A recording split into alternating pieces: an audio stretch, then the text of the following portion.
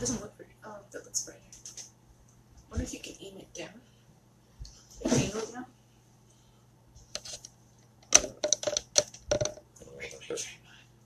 Yeah, try it. No, it's crooked. And then actually,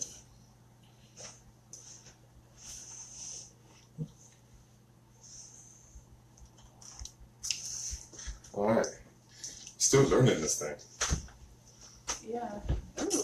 Yeah. This is cool. This is legit. Yeah. Microphones and headphones and everything. Oh, ready? I'm ready. All right, guys. Welcome to the next episode of Hard Work, Bad Decision. The good, the bad, the ugly. Let's talk about it. First and foremost, I'm going to introduce myself. My name is Gilbert Jamal Smith, and I'm Rachel Michelle Jones. welcome, guys. Today we're going to talk about something that I think is going to be kind of interesting and fun. We're going to talk a little bit about dating. But first, let's touch upon what we talked about last week, New Year's resolution. Yeah, how are your resolutions going? My New Year's resolution has been going very well. I'm starting to attack some of the things I want to accomplish this year, competing in a big international jiu-jitsu tournament. I signed up for Pan Am's. Nice. In March. Nice. Congratulations. Yeah, so this is going to be one of the biggest tournaments I have. Actually, it's going to be the biggest tournament that I ever competed in. So I'm excited, nervous, a whole bunch of other feelings mixed in one. Oh, that's awesome. Now, what about you? How's your New Year's resolution going? Weight loss was one of my main resolutions, and it's been going pretty well. I've been super committed to my exercise plan, to my nutrition plan. The scale hasn't budged as much as I would like. I think that's how it is for anybody. Once you get started, you're wanting more of a change, like immediately. Yeah. Because I mean, you get impatient, you know. Yeah. So tell me some of the things that's keeping you motivated, even when the scale is not moving as fast as you would like it to move. Okay, well, I've been documenting my progress on the scale weekly. It's been, I've lost 2.8 pounds so far, which is awesome. Weight gone, healthy weight loss. Normally you can expect to lose 1 to 2 pounds a week doing the Herbalife nutrition plan. So technically I'm right on point. But one thing that's important is in that number is my body fat percentage. I have a scale that reads body fat percentage and a muscle water percentage, all of that. And I've gone down 1% body fat, and my muscle percentage has gone up as well as my water. So even though they're not big numbers, I'm in the right direction. I'm going in the right direction. Yeah. So let's talk about the scale, because I just want to, because everybody's gonna be like, oh, body fat percentage scale, that's not super accurate. Why are you doing that? But there's a purpose behind it, because although the scale may not be accurate, but the change from week to week is going to be accurate. Right, as long as you stick to the same scale. Yeah. And you're not jumping around to different scales, because that's when you're going to get crazy results. But the numbers are going in the right direction, so I'm just trying to hang in there. Yeah, so tell me what inspires you every week, and also talk about some of the things that you have been doing, to keep you active. All right, what inspires me? I have a few different ways that I've stayed motivated. Planning out my exercises a week in advance has been super helpful. The same as meal planning. I'm sure you guys have all seen what meal planning is, doing meal prep, getting everything cooked and prepped for the week. I do the same thing with my workouts, because if I write it down, if I plan for it, I'm less likely to bail that day or the day before when I really don't feel like going.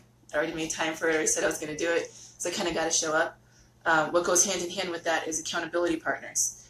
Now, lately, I've had multiple accountability partners, and I've noticed, I think this is the key to it. This is awesome. If you have a bunch of people that want to work out with you all the time, you find yourself working out all the time and getting your workout in every single day. If you have one accountability partner, your schedules are going to be different. You're not always going to be able to make it when they can. They can't make it when you can, and you guys might fall off. But I have a couple people. Shout out to Janine and Megan, who have come with me to boxing and to yoga. I've got Tiffany coming with me to boxing next week. It's great because every day I've got somebody ready to do something and get fit with me. and that's really helped me show up for my workouts. Um, another thing that Yeah. is getting me motivated to Yeah. keep it's been tough. It's tough to get started. So I feel like I had to have as many resources as possible to keep me on track, and that's why I've got like this long list of all the things that are keeping me motivated. Shoot, yeah. Do you think? One thing that has been really big for me is I took before pictures, and I have not posted them. I don't want to. I personally say you should. Not good. You know what? Like, you have to be proud of where you're at. You know, so you can show people the progress, and you never know, that person out there that see those pictures will be like, okay, that's just our starting point. It could inspire somebody else. So I say post it. I mean, it's just a picture. But I mean, I let you do your thing. Well, here's what I did do. You make a really good point. I can't argue with that. Maybe I will do it like you're brave. Don't be scared, homie. Don't be scared. Well, here's what I did do. I took the picture that for me represented the most weight gain, the most change, the one that I'm least proud of, the one that kind of makes me cringe a little bit, like, oh, who's that? That's not me. I took that picture and made it my screensaver on my phone.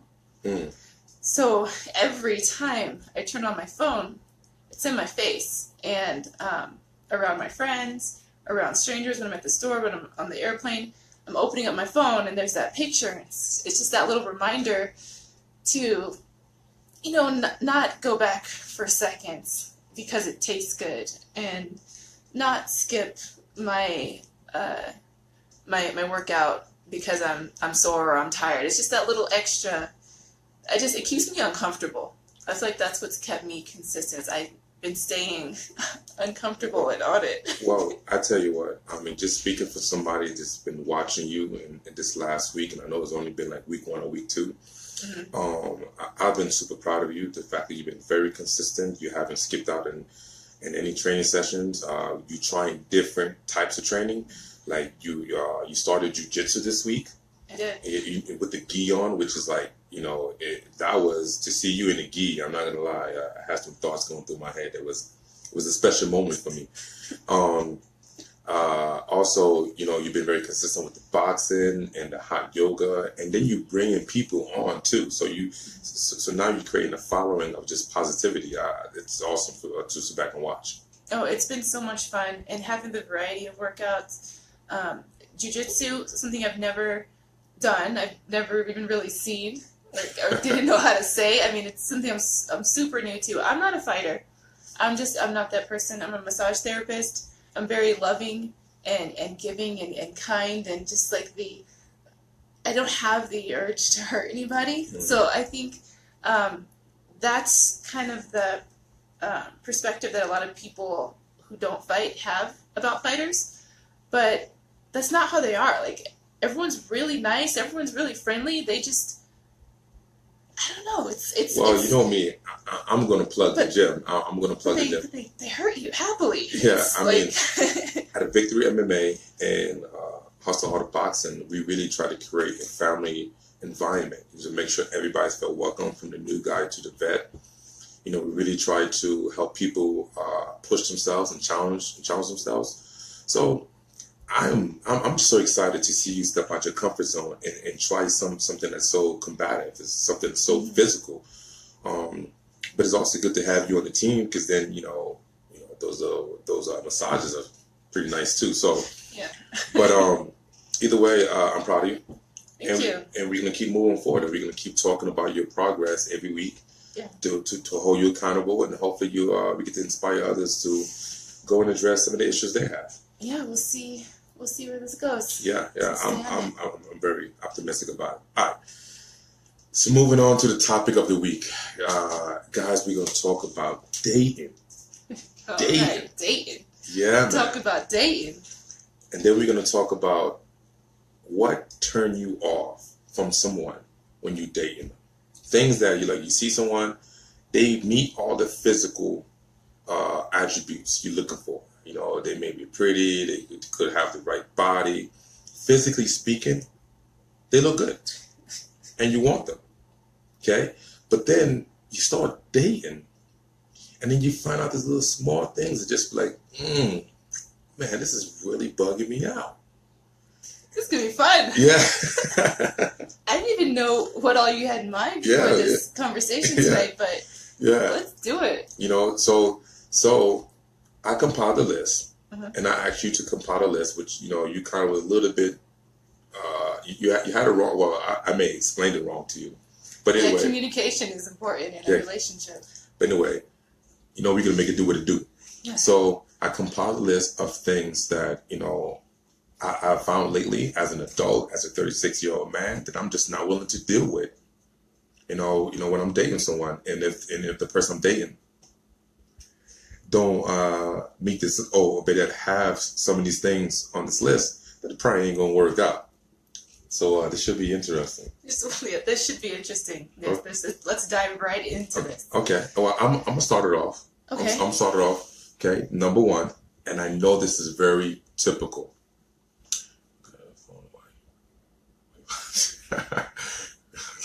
Looking at the phone while you fold your laundry. That's funny. All right. Okay. Number one, communication. Communication. And then I'm going to be specific about communication. Because, you know, people are like, well, that's very general. Everybody always say communication. But here's a problem with communication that I'm like.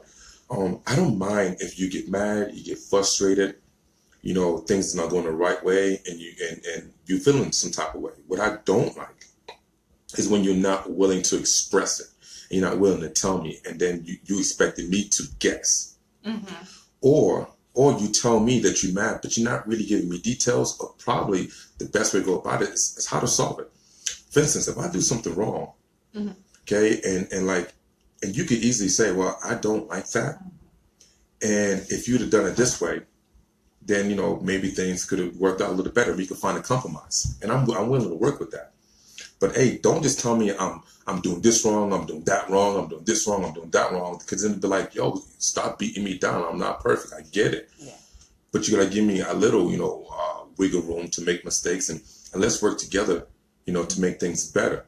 Right. And obviously, I really hate when you just mad and you won't even tell me, like, I'm mad. Like, what's wrong? Oh, better. No. I'd be like, hey, what's wrong? You be like, nothing. Wait, are you talking about me? No. Okay, I'm sorry. Sorry. I'm talking about it in general. Everything I'm saying is in general. Okay. All right. So don't take it personal. Okay. No. You wouldn't know what I'm talking about, because I'm gonna look at you. I'm gonna say I'm talking about. Yeah, I know. Okay. But like if I ask you what's wrong and you're like nothing, I'm like, but you have an attitude, and that attitude is gonna translate to like killing the night, killing the mood, killing the day, maybe killing a couple of days. Instead of you just saying, hey, when you did this, I didn't appreciate it, or whatever the case may be. And then we could work on it, but just holding it in and just making the problem out of it it's to me, it's kind of like immature. Right. I absolutely agree with that. Communication is key, and I feel like even more importantly than voicing your opinions or your concerns is being able to listen to your partner's concerns, or you know, putting yourself in their position and just trying to understand where they're coming from, even if you don't agree with it. Being open to just trying to understand. So I think listening is a really big part of communicating. But I definitely agree. Yeah, so I think it's definitely important to be a good listener and to be empathetic to the person, you know, needs or concerns. Because to tell you the truth, you know, like you and I may not agree on everything, but I can at least understand where you're coming from. I may not agree with it, but I can at least understand where you're coming from. Yeah. And we could play from there. Yeah. But when I'm just like not hearing it just because I don't want to hear it because maybe it's hurting my ego, or I'm angry, or whatever, it just kills communication and just adds more problems to the relationship for no reason. When it could have been something really small and it could have been fixed or just passed over real quick. Yeah. If I just communicated, talk about it, and move on. Yeah, I definitely agree. I think that's one of the hardest things when you start in a relationship is learning how to communicate with a completely different person who just sees things different than you. And I don't know, it's tough to learn that rhythm with a new person. Yeah, and you know me, I'm different. I'm very direct. I like to address situations. I hate going to bed angry. You know, I could spend hours just talking about things as long as we come out the situation with some type of resolution.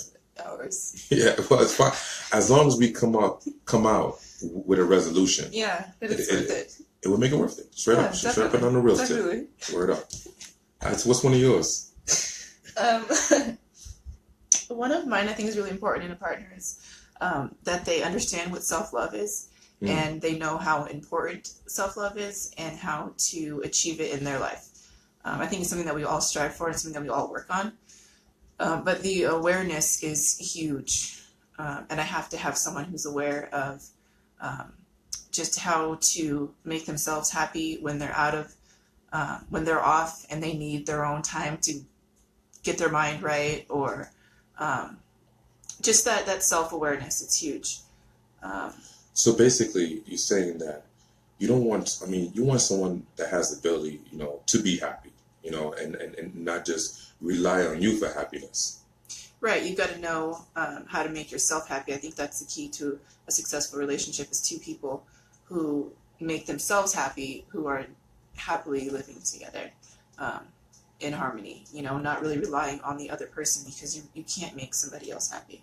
You've got to focus on knowing how to make yourself happy, loving yourself, and that self-love, the love that you give yourself, it transitions into everything else that you do in your life. And that can be as far as the work that you do. Yeah. The job that you have, your work, your family life, even your health. That's a huge one for me. I need to be with someone who loves himself enough to respect their body and take care of it, or at least try to, and see that as something that's important.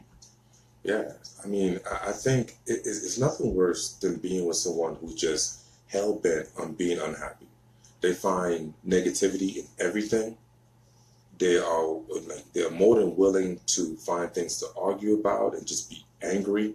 It's very tough to find some type of cohesive platform to just grow when this person is just unwilling to grow. Just unwilling to be happy, and you actually find yourself not being happy. Yeah. And you trying to figure you are taking away from my sunshine. Mm-hmm. And I like sunshine. I like sunshine too. You know what I'm saying? I dig that one.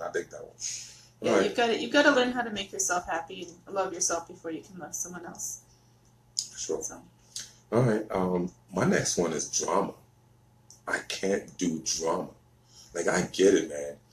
Everybody has things that happen in their life, but it's about how do you handle that, And if you have a lot of drama, then maybe you should not be in a relationship just yet. For instance, if you have baby daddy drama, or baby mama drama, or ex-boyfriend, ex-girlfriend drama, or drama with friends, and and everything's so chaotic, and next thing you know, I'm wrapped up in a situation I didn't ask for, and I'm not having fun.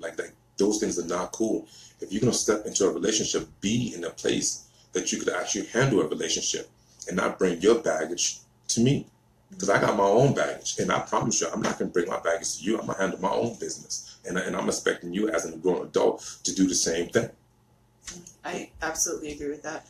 I feel like it's really important to have that space in between relationships where you're single and you take some time to kind of tie up whatever baggage or drama that you have, and not bring your baggage and your drama from previous relationships into a new relationship.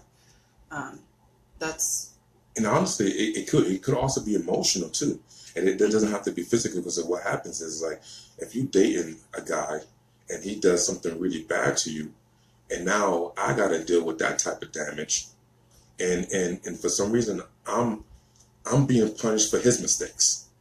That's not fun either. Yeah, and that's a tough one, because everyone has a past, everyone has stuff they've been through. It really is hard to go into a new relationship thinking this is a whole new person, and not taking all of the bad things that happened in your last relationships as red flags in a new relationship, because they might not always be. Every new person deserves the benefit of the doubt, and that really is a tough one. But I think if you're able to, you're going to have a much better time. Well, okay, so let's just say this. if you find yourself in that situation and you can at least identify it, be like, okay, I know I'm dealing with this issue, then at least be open and honest about it and let the person know. Right. That's where that self-awareness comes from. Yeah. Because you can still be dealing with issues that you have from your past, but if you're aware of it, then it helps with the communication. If you can voice that, you can be like, look, this is just a sore spot for me. So this is why I feel this way. Yeah. And just because I think that would, better communication. Yeah, I mean, that would definitely help out because, as a guy or as a person in general, and like, I'm not a mind reader, and then we go into situations of constant arguments, and I feel like I'm being punished for something that I'm not even doing, and it's only because of your insecurities or things that happened in the past. But if you could at least express that to me, I can be sympathetic and I can be understanding. Yeah. Then I would try to work with you to kind of combat some of the situations. And I think it just makes for a more cohesive type of relationship. Definitely. It's a good one. Yeah. It's a good one. No drama. I don't like drama. All right. So my next one that I have, a big one for me, is personal development. And I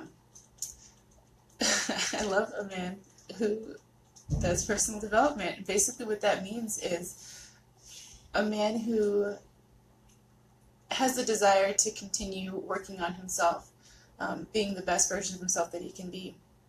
Whether it's reading books or watching videos or there's so many different things that you can do for personal development. Just research that you do to better yourself in whatever the way is. If it's something more personal, if it's something like financial goals or family goals, a man that has goals and wants to better himself. Yeah, I mean, nobody wants to be stagnated, for a lot of years. It's just like with that movie with Denzel Washington, what it's called. I can't remember what it's called. It came out like last year. And he was talking to his wife, and he was like, I don't like the fact that I've been standing here for the last 20, 30, 40 years, whatever. And she was like, well, I've been standing here with you.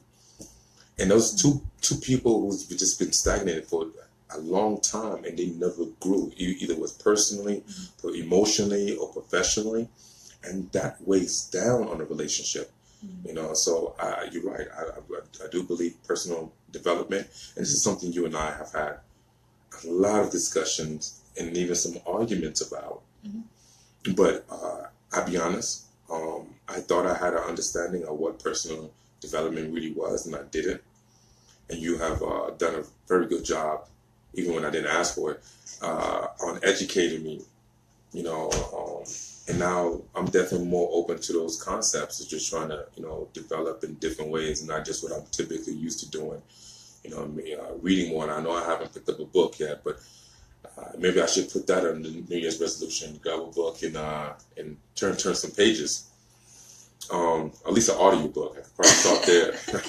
I listen to a lot of audiobooks. Yeah. You don't always have to have the book in front of you. Yeah. You can be listening to it.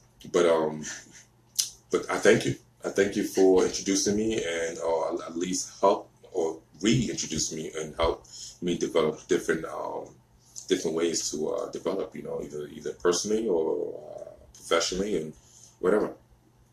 So you're welcome. Okay.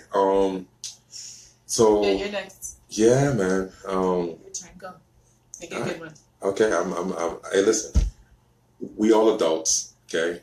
And I'm about to get into some adult stuff. Okay.